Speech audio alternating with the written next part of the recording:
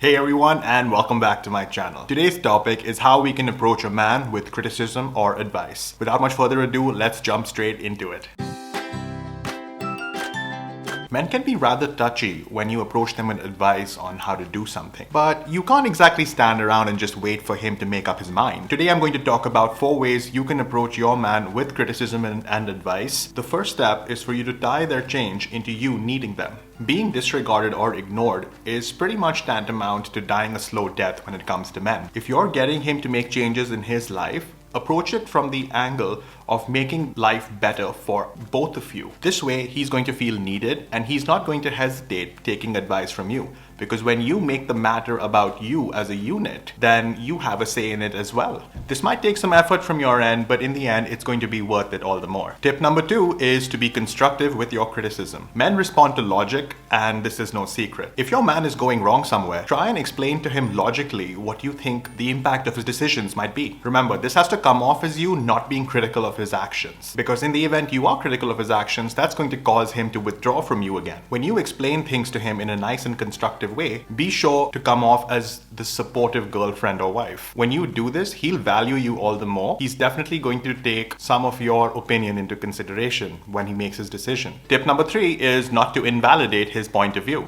Men pride themselves on usually being right and taking ownership of their lives. If he's thought through this particular decision, he probably thinks that it's a good idea for him to go ahead with it. However, it's very possible that you, as the lady in his life, probably see some gaping holes with his thought process. How do you go about explaining this to him in a very nice and constructive way so that A, he doesn't take offense, B, he actually listens to you? When a man is taking a new decision, sometimes he's not sure of where this is going to go. So it's very important for you to be supportive of whatever he's trying to get done. And try and do this without being confrontational about it at all. Because if you are confrontational, he's going to get defensive, and you don't really want that. The secret is grace. Be graceful about what you're trying to say to him. By doing this, you're going to lower his defensive walls. And when his defensive walls are down, there's a higher chance that he'll actually listen to you. Tip number 4 is to support him no matter the outcome. In life, sometimes you have to take a loss in the short term if it means that you come out on top eventually. And this is just a long-term strategy towards dealing with your man. The best thing you can do right now is to trust him. I know it might seem kind of counterintuitive, especially if what he's trying to do is a bad idea, but the best thing that can come out of this is that he's going to take ownership for his actions. And